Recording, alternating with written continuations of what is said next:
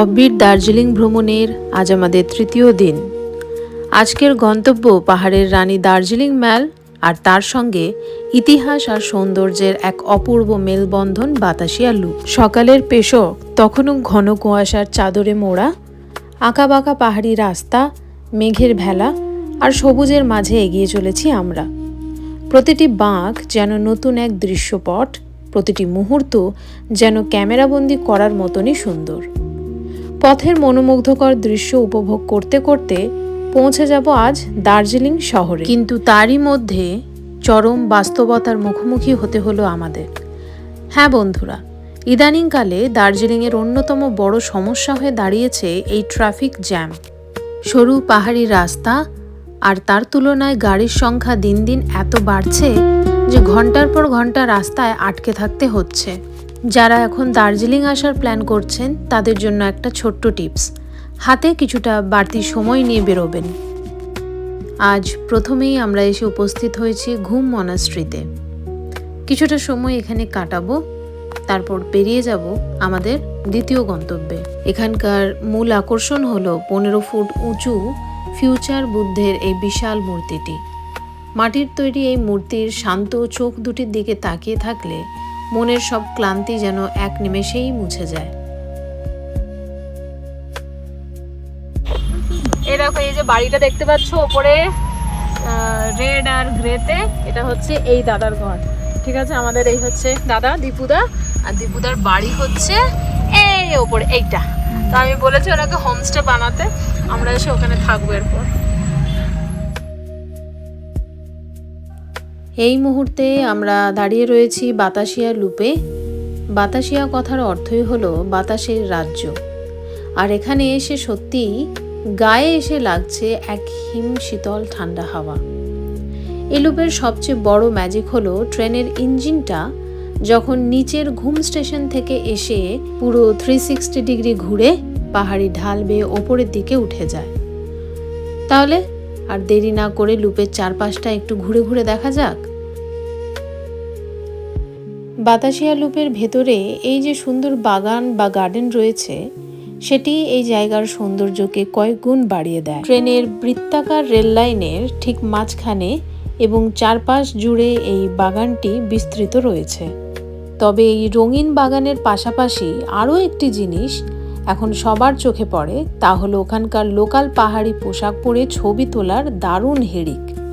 এখানে মাত্র 100 টাকার বিনিময়ে আপনি পেয়ে যাবেন তিব্বতী, লেপচা বা ভুটিয়া সংস্কৃতির এই অসম্ভব সুন্দর আর রঙিন ঐতিহ্যবাহী পোশাকগুলো। সাথে মিলিয়ে মাথায় টুপি, গলায় কানে ভারী ট্র্যাডিশনাল গয়না আর হাতে একটা চায়ের ঝুড়ি, ব্যাস আপনিও নিমেষেই হয়ে উঠবেন খাঁটি পাহাড়ি বাবু বা পাহাড়ি কন্যা। সবই ঠিকঠাক চলছিল, সুন্দর বাগান দেখছিলাম, ট্র্যাডিশনাল ড্রেস পরা দেখছিলাম, কিন্তু পাহাড়ের আবহাওয়া বলে কথা, মুহূর্তের মধ্যে পুরো সিনারি বদলে গেল। আকাশটা একদম কালো হয়ে এসে হঠাৎ করেই শুরু হয়ে গেল মুষলধারে বৃষ্টি। সবাই যখন বৃষ্টির হাত থেকে বাঁচতে শেডের নিচে মাথা গুজেছে, ঠিক তখন আমরা দুজন মা মেয়ে ভাবলাম, পাহাড়ে এই রূপ তো রোজ রোজ দেখতে পাওয়া যায় না, তাহলে ঘরের কোণে লুকিয়ে থেকে লাভ কি? তাই আর দেরি না করে ছাতাটা মেলে ধরে আমি আর আমার পুচকেটা সোজা বেরিয়ে পড়লাম বাতাসিয়া লুপের এই মুষলধারে বৃষ্টির আনন্দটা তাড়িয়ে তাড়িয়ে উপভোগ করতে। পাহাড়ের বৃষ্টি আমাদের ভেজাতে পারুক আর না পারুক, মনটাকে কিন্তু এক্কেবারে ভিজিয়ে দিয়ে গেল। থ্যাঙ্কস টু দ্য বৃষ্টি, যার কারণে এত সুন্দর ফুটেজ ক্যাপচার করতে পারলাম।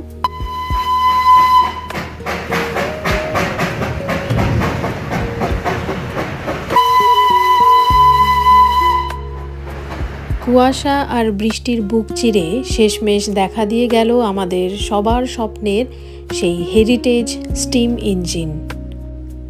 উফ, এই মুহূর্তটার কথা ভাষায় প্রকাশ করা অসম্ভব।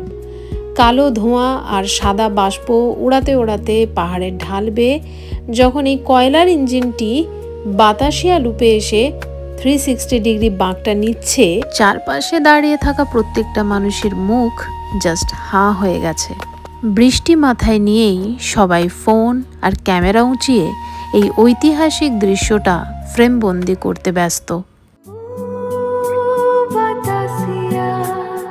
কুঝিক ঝিক মেঘের বাঁকে ধোঁয়া ওড়ে সাদা কালো আঁকে, বৃষ্টি ভেজা কাঁচের শাসি দার্জিলিং এর পথে পাশাপাশি, লোহার তালে মন উদাসী এইটুকু সুখ ভালোবাসি।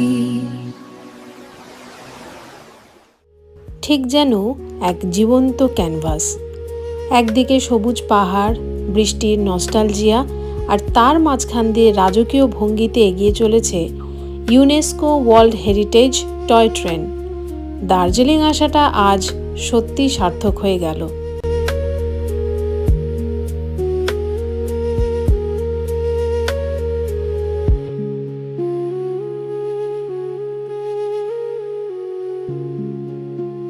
কিছুটা সময় বাতাসিয়া লুপকে আলো করে রেখে আবারও ট্রেনের সেই বাঁশিটা বেজে উঠল, আর তারপরেই কয়লার ইঞ্জিনটা ধীরে ধীরে এগিয়ে চলল নিজের গন্তব্যের দিকে।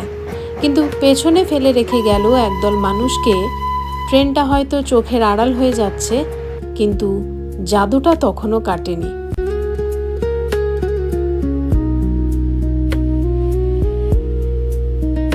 বাতাসিয়া লুপের সেই বৃষ্টি ভেজা নস্টালজিয়া আর টয় ট্রেনের ম্যাজিক মন কাড়ার পর এবার আমাদের এগিয়ে যাবার পালা। আমরা লুপ থেকে বেরিয়ে পাহাড়ের আঁকাবাঁকা রাস্তা ধরে দার্জিলিং স্টেশনকে বাম হাতে রেখে সোজা এগিয়ে চলেছি আমাদের আজকের শেষ গন্তব্য দার্জিলিংয়ের প্রাণকেন্দ্র ম্যালের উদ্দেশ্যে।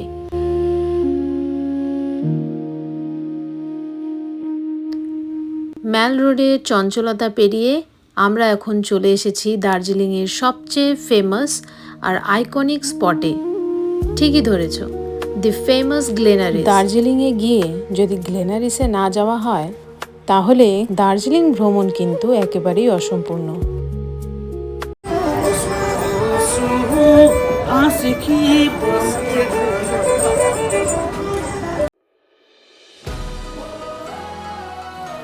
দার্জিলিং মেলে পা রাখতেই বড়দের চোখ যেখানে কাঞ্চনজঙ্ঘা বা গ্লেনারিসের দিকে যায়, আমার মেয়ের চোখ কিন্তু গেল একেবারে অন্য জায়গায়। মেলে ঢুকতেই ও প্রথমেই দেখতে পেয়ে গেছে বাতাসে ভেসে বেড়াচ্ছে এক ঝাঁক রঙিন বাবলস। ব্যাস, তারপর আর যায় কোথায়?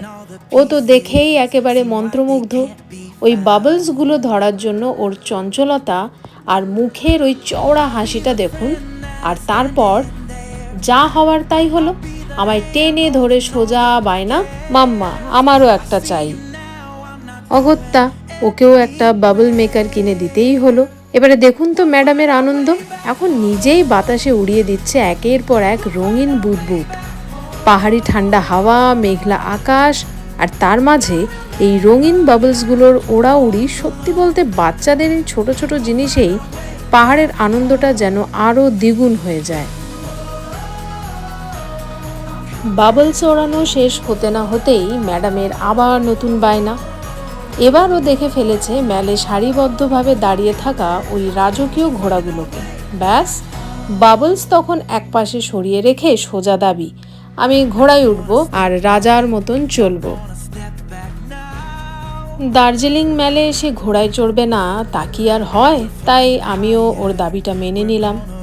আসলে বাচ্চাদের কাছে মেলের আসল আনন্দটাই লুকিয়ে থাকে এই ঘোড়ার পিঠে চড়ে একটা চক্কর কাটায়। তাই আর না করতে পারলাম না। ওর পছন্দের একটা সুন্দর ঘোড়া বেছে ওকেই বসিয়ে দিলাম পিঠে।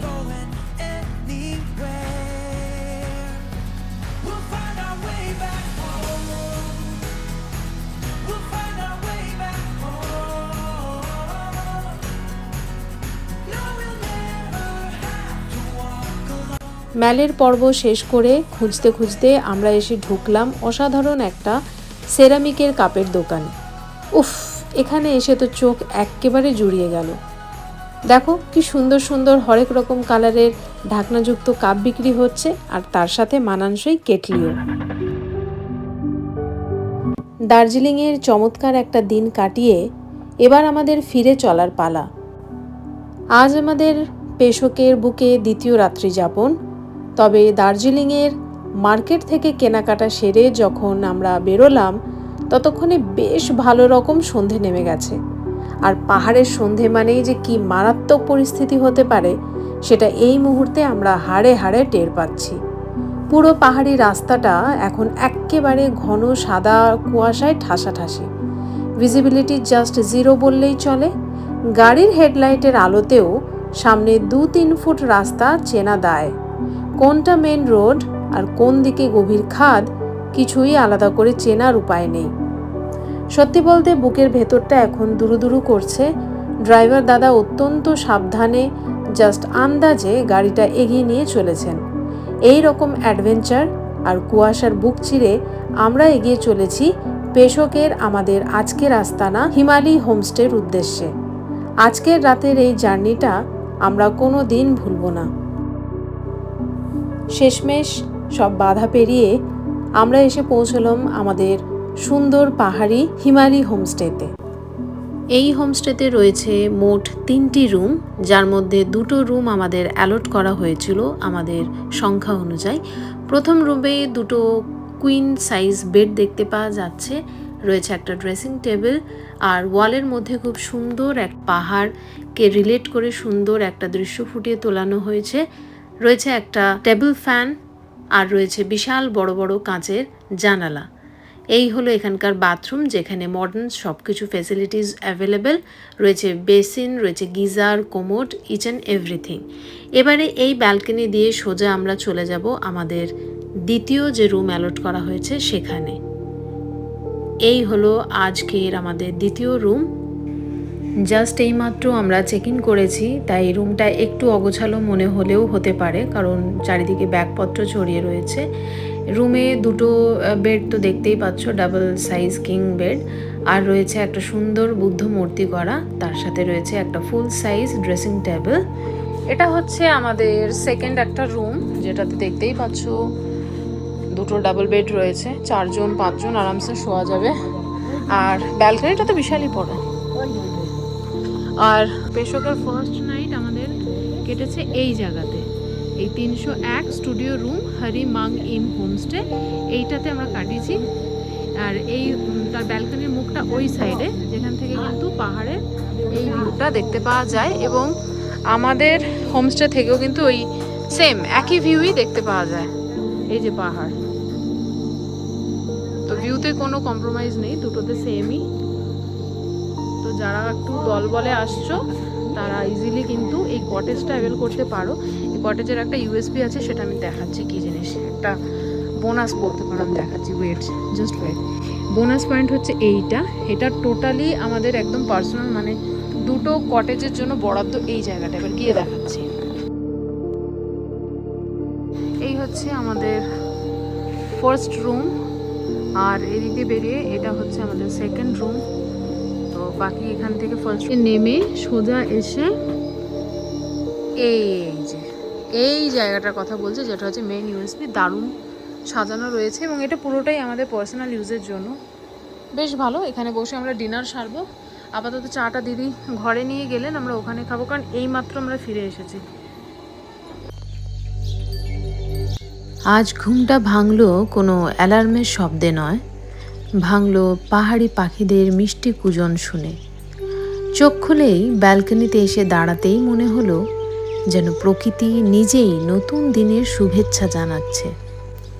পূব আকাশে ধীরে ধীরে সূর্যের আলো ছড়িয়ে পড়ছে, আর সেই আলোকে সঙ্গী করে ছোট ছোট পাখিগুলো ডানা মেলে উড়ে বেড়াচ্ছে, কখনো একসাথে, কখনো আবার একা। তাদের এই নির্ভেজাল খেলাধুলো যেন পাহাড়ের সকালের সবচেয়ে সুন্দর দৃশ্য। শীতল হাওয়া, পাখির ডাক আর সূর্যোদয়ের এই অপূর্ব মুহূর্ত, সব মিলিয়ে মনে হয় জীবনের সব ব্যস্ততা যেন কোথাও হারিয়ে গেছে। সকাল সকাল ও আমাদের রুমে ঢুকে গেছে, এতটা খিদে পাচ্ছে বলে। কি দেবো আমাদের কাছে পুরি ছিল, ওটাই দিচ্ছি। কথায় বলে পশুরা নাকি ভালো মানুষ খুব সহজেই চিনে নিতে পারে। আজ সকালে যেন তারই এক জীবন্ত প্রমাণ পেলাম। ঘুম থেকে উঠতেই দেখি কোনো অনুমতি ছাড়াই সোজা ঘরের ভেতর হাজির এই পাহাড়ি অতিথি। এক মুখ নিষ্পাপ চাহনি আর লেজ নাড়ার ভঙ্গিমাটা দেখেই বুঝেছিলাম পেটে ওর বড্ড খিদে আর মনে এক রাশ আবদার। দেরি না করে ওর মুখে খাবার তুলে দিলাম আর সাথে বোনাস হিসেবে জুড়ে দিলাম আমাদের এক বুক আদর আর ভালোবাসা। আসলে এদের মন জয় করতে তো রাজপ্রাসাদ লাগে না, এক টুকরো ভালোবাসাই যথেষ্ট। আমরা যতটা না ওকে দিলাম, এই অবলা প্রাণীটি কিন্তু তার চেয়েও অনেক বেশি ভালোবাসা আমাদের ফিরিয়ে দিল। পাহাড়ি সকালটা এভাবেই এক নিষ্পাপ বন্ধুত্বের ছোঁয়ায় চিরকালের জন্য স্পেশাল হয়ে রইল। সব সুন্দর গল্পেরই একটা শেষ থাকে। আজ পেশকে আমাদের অন্তিম দিন। পাহাড়ের এই শান্ত কোণ, ভোরের এই স্নিগ্ধ হাওয়া আর এখানকার মানুষদের আতিথেয়তা, সব কিছু ছেড়ে যেতে মনটা কেমন যেন ভারী হয়ে উঠছে। ব্রেকফাস্ট করার পর বিদায় জানানোর পালা চলে এসেছে এই মায়াবী গ্রামটাকে।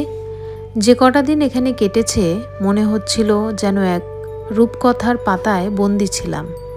কিন্তু পাহাড়ি জীবনের এটাই তো নিয়ম, একটা চ্যাপ্টার শেষ না হলে নতুন চ্যাপ্টার শুরু করা যায় না। তাই মন খারাপকে পাশে সরিয়ে রেখে আমরা আবার রওনা দিচ্ছি এক নতুন গন্তব্যের দিকে। সামনে অপেক্ষা করছে নতুন এক পরিবেশ, নতুন এক হোমস্টে আর অজস্র নতুন অভিজ্ঞতা। পেশক তো ফুরোলো, কিন্তু আমাদের পাহাড়ি সফর এখনই কিন্তু থামছে না। খুব তাড়াতাড়ি হাজির হচ্ছি আমাদের নেক্সট হোমস্টের এক দুর্দান্ত ভিডিও নিয়ে। দেখতে ভুলো না আমাদের পরবর্তী এপিসোড। আর তার সাথে অবশ্যই মনে করিয়ে দিই, এরকম সুন্দর সুন্দর ভিডিও দেখার জন্য কালো ভ্রমর ইউটিউব চ্যানেল এবং ফেসবুক পেজকে অবশ্যই লাইক এবং শেয়ার করতেই হবে বন্ধু বান্ধবদের সাথে, আত্মীয় স্বজনদের সাথে, যাতে আমিও বুঝতে পারি যে আমার ভিডিও তোমাদের ভালো লাগছে। তাহলে আজকে টাটা।